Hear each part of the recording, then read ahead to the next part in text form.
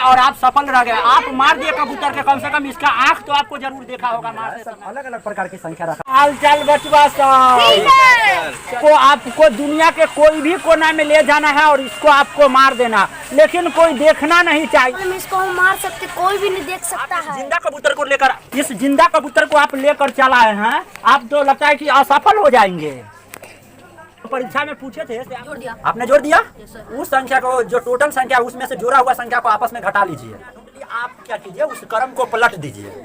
अगर जो आप उस क्रम को पलट लिए होइएगा, बोलिए क्रम को पलट लिए के साथ खेलने वाले हैं, प्ले विथ नंबर्स, मतलब संख्याओं के साथ खेलना। हम लोग इस पर बहुत सारे स्टोरी के क्रिएट करेंगे और इस स्टोरी में हम लोग ऐसी ऐसी संख्या के बारे में आपको बताएंगे और एक शिक्षा और स्टूडेंट के बीच में कैसे रिश्ता जुटता है और संख्या को उसमें रिलेट करके एक हम लोग शॉर्ट फिल्म बनाकर आपको दिखाने वाले हैं। और आज के इस चैप्टर का नाम है संख्याओं के साथ खेलना, प्ले विथ नंबर्स। ये बहुत इंपॉर्टेंट एंड कॉमेडी टाइप, कह सकते हैं कि ड्रामा टाइप का एक चैप्टर हम लोग क्रिएट करने वाले, जिसको देखने के बाद आपको पेट फूल जाएगा हंसते हंसते। ठीक है माय मिस्टर, आपको कोई संख्या सोचने के लिए मैं बोलता हूँ, ठीक है? आप कोई भी एक संख्या को सोचिए और बोर्ड पे लिखिए। मैं उस संख्या को नहीं देख रहा हूँ, ठीक है? आपने सोचा संख्या? आप उस संख्या को क्या, आप उस संख्या को आपस में जोड़ दीजिए। जोड़ दिया। आपने जोड़ दिया। उस संख्या को, जो टोटल संख्या उसमें से जोड़ा हुआ संख्या को आपस में घटा लीजिए। घटा लिया आपने? ठीक है। आप दायां बायां अंक के बारे में जानकारी प्राप्त करिए। आपके पास दायां अंक कितना, अगर जो आप हमें दायां अंक बताइएगा तो हम आपको बायां अंक बता देंगे, वो भी बिना देखा हुआ। अगर जो आप बायां अंक के बारे में हमें बताते हैं तो हम आपको दायां अंक बता देंगे। बताइए कि आपके पास बायां अंक कितना है?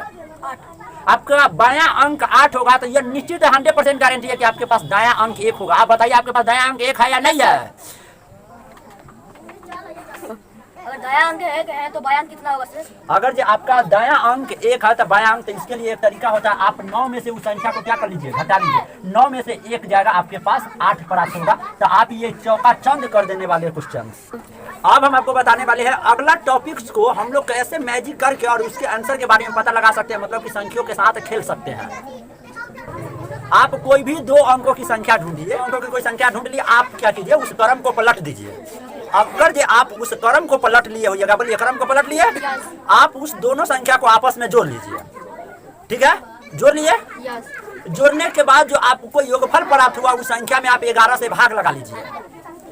11 से अगर जो आप भाग लगा लिए होइएगा, ठीक है, तो आपके पास कुछ भागफल प्राप्त हो गया जो आपको हमें नहीं बताना है। बताइए, भाग लगा लिए? क्या आपके पास लगाया हुआ भागफल क्या 13 है? सच में मेरा जवाब सही है। तो ये मेरा मैजिक हुआ।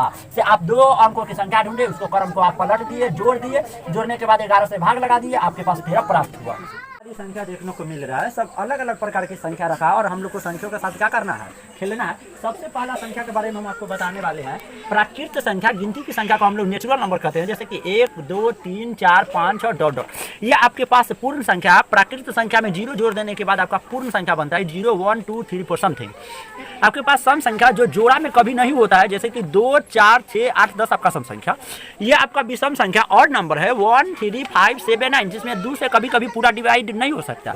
ये आपका परिमेय संख्या है, जिसे आप p/q के रूप में लिख सकते हैं, जिसका वर्गमूल आसानी से निकल सकता है, उसको हम लोग परिमेय संख्या बोलते हैं, जैसे 0 √4 5/2 √9 डॉट डॉट डॉट। ये आपके पास भाज्य संख्या है, जो 1 और स्वयं के अलावा और कोई गुणनखंड हो जाता है तो हम लोग उसको बोलते हैं भाज्य संख्या 4 6 8 9 डॉट डॉट डॉट।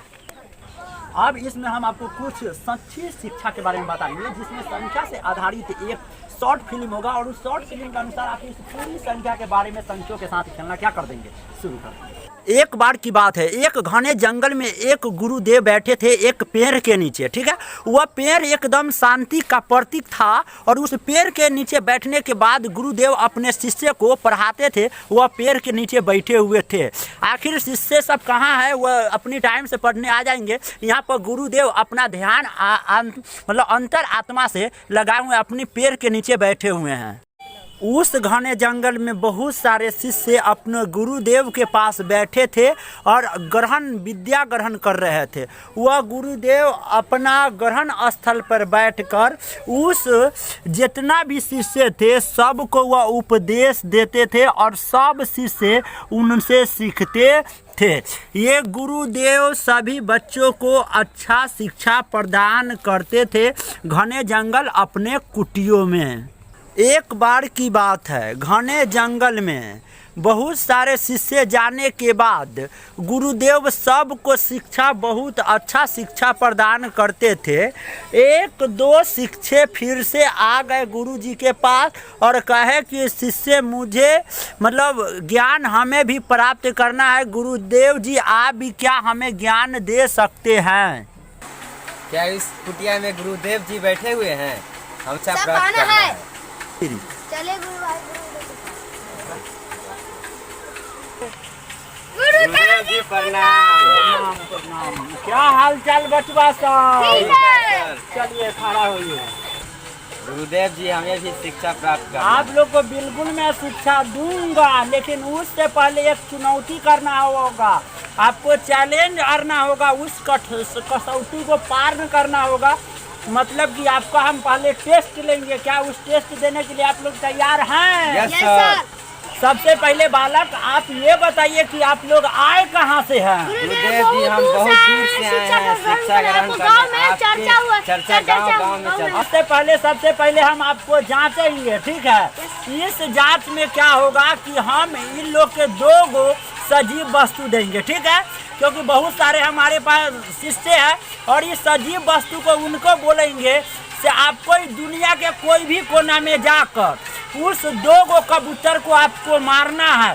चाहे आप कैसे भी मारिए लेकिन वह मर जाना चाहिए। लेकिन इस दुनिया का कोई इंसान उसको देख ना पाए, चाहे वह पक्षी हो, चाहे कोई जीव हो, चाहे जंतु हो, चाहे भगवान हो, चाहे इंसान हो, चाहे कोई भी उस परवा को मतलब कबूतर को नहीं देख पाए। गुरुदेव ये तो बहुत आसान परीक्षा है, कोई मार कबूतर सकता है। को कोई मार सकता है। अच्छा ठीक है, तो आज आपका ज्ञान प्राप्त करने के लिए हम आपका ये परीक्षा ले रहे हैं। ये कठिन परीक्षा है लेकिन आपको देखने में बहुत आसान लग रहा होगा। चलिए इस परीक्षा को चालू करते हैं। बालक 2 कबूतर लेकर आ जाओ। ये हमारे पास 2 गो कबूतर है। पहला बालक आप पकड़ लीजिए और दूसरा बालक आप पकड़ लीजिए। कबूतर को आपको दुनिया के कोई भी कोना में ले जाना है और इसको आपको मार देना, लेकिन कोई देखना नहीं चाहिए, कोई इंसान ना देखे, कोई वस्तु ना देखे, चाहे कोई इसको पक्षी ना, चाहे कीट मकोड़ा मतलब चींटी उटी कुछ भी देख ना पाए, न चाहे कोई जीव जंतु देख पाए, लेकिन आपको इस दोनों कबूतर को आप लोग को मार के लाना है। जी गुरुदेव। जी गुरुदेव। ये शिक्षा ग्रहण ये शिष्य सा कर रहे थे, लेकिन कुछ शिष्य ना आए, उनका परीक्षा की जा रही है और उनको 2 गो कबूतर दिया गया है। ये बालक एकदम घने जंगल में पहुंच चुका है जहां पर कोई भी चीज दिखाई नहीं देता है। आप तो वहाँ के घने जंगल में इसको हम मार सकते, कोई भी नहीं देख सकता है। यहाँ पर कोई नहीं, चारों ओर से दिखा लिए, यहाँ पर कोई नहीं है। आप पेड़ पे छिपा रहते, यहाँ पर एक पक्षी आप यहाँ पर नहीं मार सकते हैं। हाँ, यहाँ पर आप तो नहीं मार सकते हो, क्योंकि इस कबूतर को मारने के लिए गुरुदेव का उपदेश है कि वहाँ पर कुछ नहीं होना चाहिए, लेकिन यहाँ पर एक पक्षी है तो आप कैसे मारोगे? इस जगह को छोड़कर हम फिर दूसरी जगह जा रहे हैं। हम ले चलते हैं इसको पहाड़ पर, हम वहीं पर मार देंगे। ये बालक कबूतर को लेकर पर्वत पर आ जाता है और पहाड़ पे कोई जगह कहूँ पर कोई नहीं होता है और इसको ये मारने की कोशिश करता है।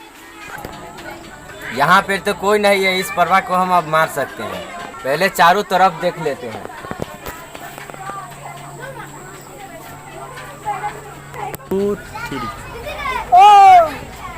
जंतु है, भागो भागो। हम जा रहे हैं पृथ्वी के अंदर, कोई नहीं देख सकता है, पक्षी वक्षी कोई भी मानुष तन कोई नहीं देख सकता है। इस कबूतर को मार देंगे जान से, हम जीत जाएंगे। हम मार रहा है यहाँ पर पक्षी को बिल्कुल तरह से। अच्छा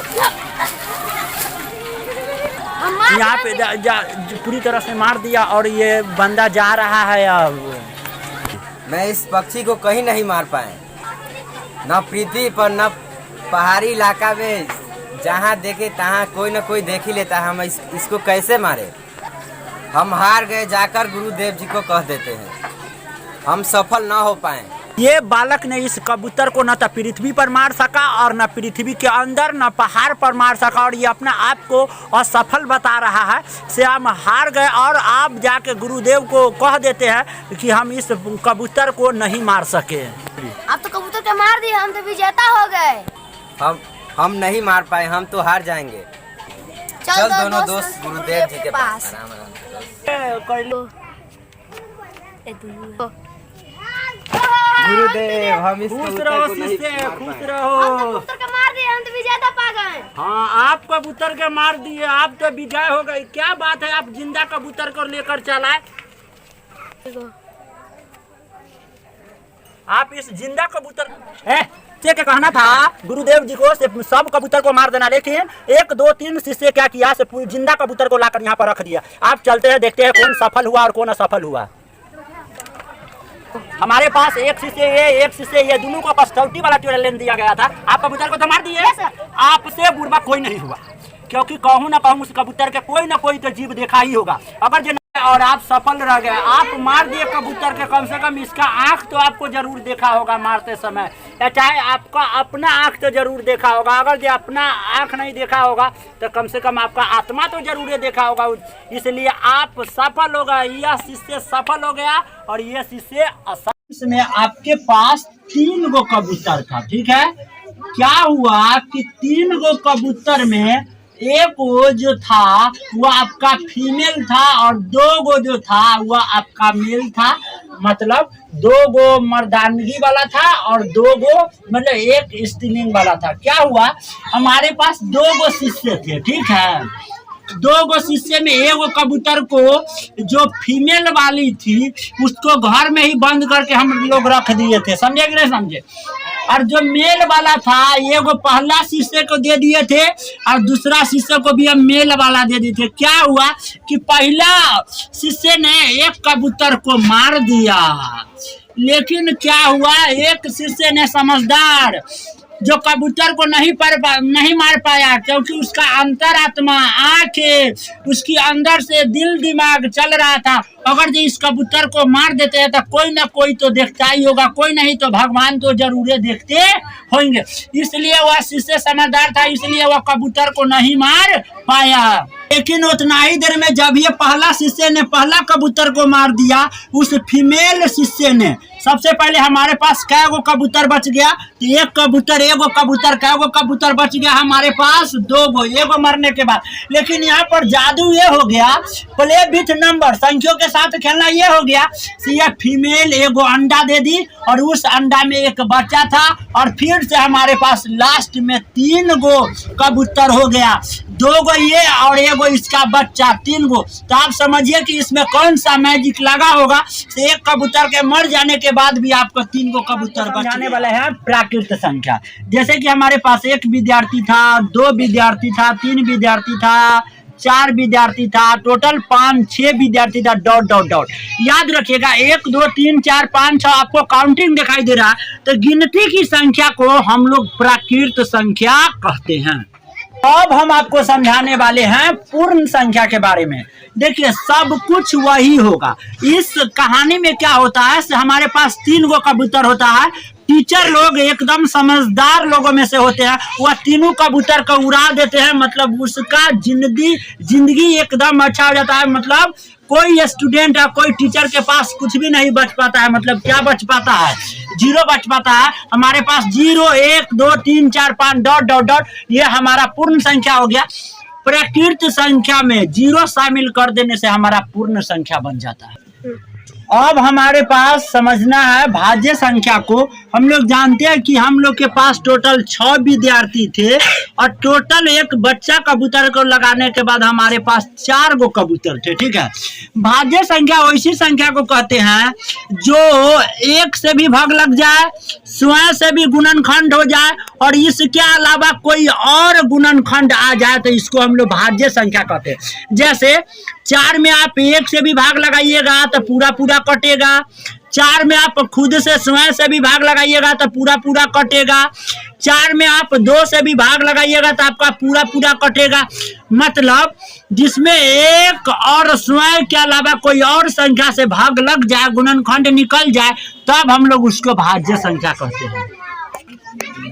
अब हम लोग को समझना है परिमेय संख्या के बारे में। परिमेय संख्या जैसे कि हम पूरा कबूतर को उड़ा दिए तो हमारे पास कुछ कबूतर नहीं तो 0 बचा, जैसे कि उस कबूतर को हम घर में बंद कर दिए थे और हमारे पास बच्चा को लगाकर टोटल क्या कबूतर था, 4 कबूतर था। टोटल हमारे पास 6 विद्यार्थी थे। ठीक है, हो सके 4 जगह पर से पहाड़ में से हम पृथ्वी के अंदर चला गया हो तो हम लोग परिमेय संख्या किसको कहते हैं? 0 आपको परिमेय संख्या है, कुछ नहीं तो इसके नीचे 1 है।